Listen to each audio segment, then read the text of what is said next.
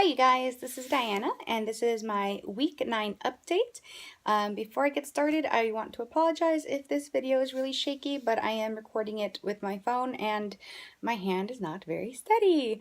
So I'll get started with my stats. On May 23rd, 2016, I had VSG surgery at Memorial Hermann Hospital under the care of Dr. Jorge Leiva. On my surgery date, I weighed 277 pounds. I don't know why I look down when I say that. I should already know that. It's like stuck in my head. But anyways, surgery date 277. Current weight, this is what I do have to look for, is 242.8. That is a week loss of 2.2 pounds. So if you've been keeping track, that's another 2 pounds lost. This is about the 4th week, if not 5th week, where it's that same pattern of 2 pounds. But I really cannot complain, and I'm not complaining at all. It's really, it's great. I mean, as long as the scale is going in the right direction, that's all that really matters. Would I like the number to be higher? Sure. Yeah, it'd be great. It'd be fantastic. But, you know, whether it's 2 ounces or 2.2 pounds, a loss is a loss, and I am extremely grateful for it, because I know I wouldn't be saying the same thing if I hadn't had the surgery. So for a total of 34.2 pounds. That's almost 35 pounds in a little bit over 2 months. That's fantastic. I am over the moon excited about that number, and not just about the number on the scale, but what that means and what changes that has brought on in my body and the NSVs that I have to share with you guys. But before I get into that, I wanted to talk about a conversation that I had with my friend Elda. She is my bestie, and she was actually the first person that knew who I discussed having surgery with, who helped me through my fears and through. I actually practiced. Sorry, that was a text. I don't know where it ended. Anyway, sorry. My friend Elda, she was the first person that I told. She's who I confided in. She's who I practiced scenarios with before I told anybody in my family. So Elda, if you're watching this, love you, girl. Anyways, I was having dinner with her, and I was telling her about the Fat Girl Confessional video, and I was telling her how that brought up just different thoughts, and the thought of if I'm actually, I was telling her that I still have a fear of wondering if I'm doing everything right. I was telling her how my doctor, my nutritionist, how she says that I only have to have 60 grams of protein. That's my goal, 60 to 70 grams of protein. I hear in other people's videos that their nutritionist says still 70 to 90. And I'm thinking that it's a good day if I get around 65, 67. I've never hit 70 grams of protein. I always try, really hard to get 60, but never really get 70. And if the goal really is between 70 and 90, then I am like so far away from hitting that goal, and I've been doing that wrong since the beginning. But then I go back to, wait, that's what my nutritionist is telling me.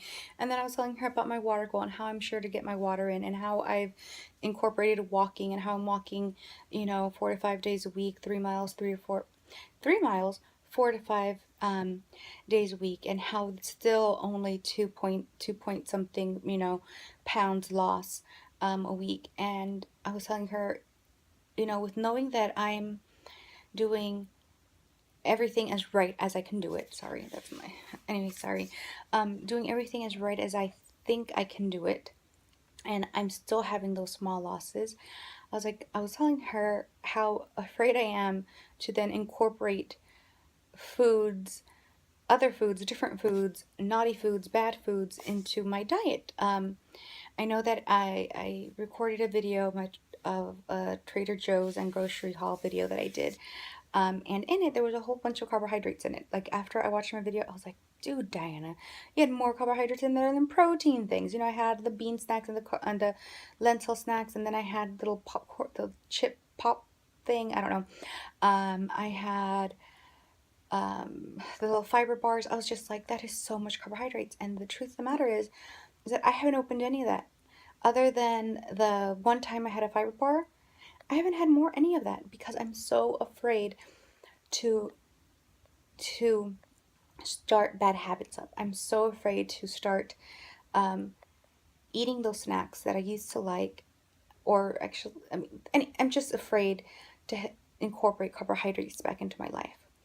And I was telling her all this, and she was just being as supportive as always, and just kind of smiling and nodding. And no, she knew that I wasn't really looking for an answer from her. I just wanted to vent, and that's the only tangible, real person that I can express those things with. I mean, I love sharing these videos with you guys, but it's kind of like a one-way conversation unless one of you comments or something like that. But it's a fear that I had, and to just voice those fears really helped me work through some stuff, because then later on that night I was seriously in bed and just like thinking, Diana, you have a fear of rice, you have a fear of bread, you have a fear of pasta. I was like, those aren't real fears, and no food should have that hold on me. And for such a long time, food had such a hold on my life, controlled so much of so many of my actions, that I don't want that anymore. And that's when I decided that, you know what? It's not the food that's bad. It's not the food that's going to make me gain weight. It's how much of that food I eat at one sitting. How much of that food I eat throughout the day, throughout the week. Sorry, my nose really itches. Sorry, you guys. And that's when um, I just it just at that moment at like 11:30 at night, I decided that for breakfast the next day I was going to have a piece of toast with some guacamole and a over easy egg on top, because I needed to prove to myself that I could have a slice of bread and that's it, and not go overboard with the carbohydrates. And I know it's a can't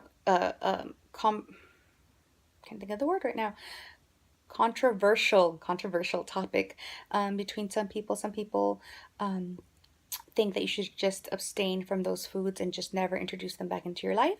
Other people believe in moderation, and I'm one of those. I believe that everything in moderation is a good thing, type of thing. So I need to learn to eat with moderation. And the great thing about it is that I now have a tool that's going to help me keep my portion size under control. But I also know that I can then find a way around it. I know that I can choose to eat, um, a slice of bread and then wait an hour and then have another one and then wait another hour and have another one. I know there's ways around um, the amount of food that I can eat.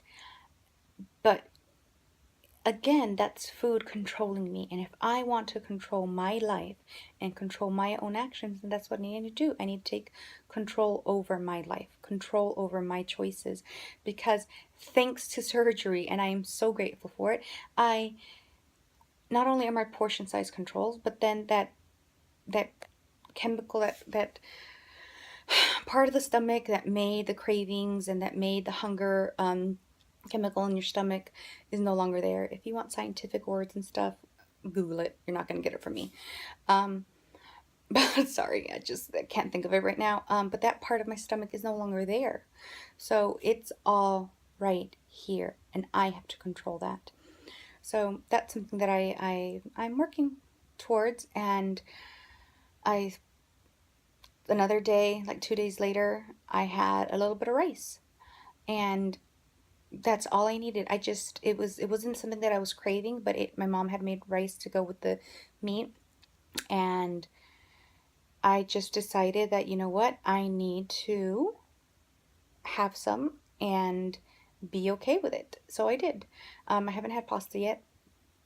That one I'm really kind of putting off. But when I'm mentally ready for it, I will try it and we'll see what happens. Okay, So now to something exciting, an NSV. So I was saying that since surgery, I lost 34.2 pounds.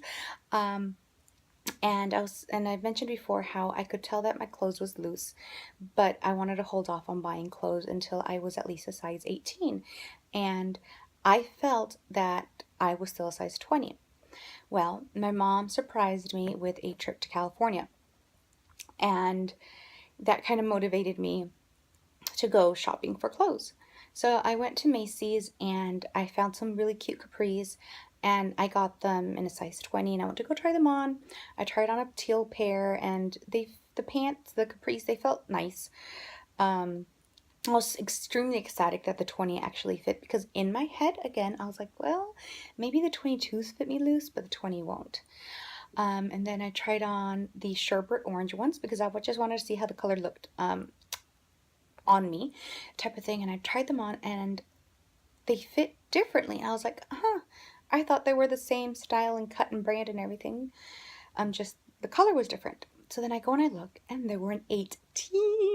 They were an 18. They buttoned up. They're like, I would say they're a little bit snug, but they're not tight by any means. Um, so I went back and I found an 18 in the other pair, and I got those. So I am officially a size 18. Yay! Um, and I bought some tops, and those are an extra large. Mind you, they're like the looser, flowy shirts. They're not like a really tight one. But I also know the 2X's fit me, or they're loose on me, because the 2X's that I had in my closet, they don't fit me right anymore. And why did I say had in my closet? Because that also motivated me to go through my closet, try on clothes, and just get rid of stuff. So, an hour later, I had 7 bags worth of clothes on the floor. I had shirts and not shirt. Yeah, there were shirts, dresses, and skirts on hangers that I am donating to MAMS. MAMS is a local organization here in Houston. It's like a Goodwill type of thing. And I had thought about selling them. Like, my older sister, she was like, Diana, you need to sell that stuff, get some money back.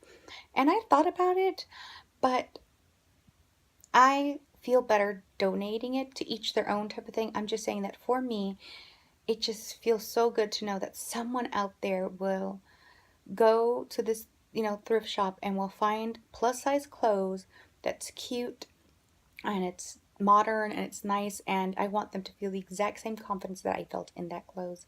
Um, because I know plus size clothes is expensive. I mean, clothes is expensive no matter what, but plus size clothes is even more expensive. And sometimes the plus size clothes that you find at thrift stores is not the cutest thing.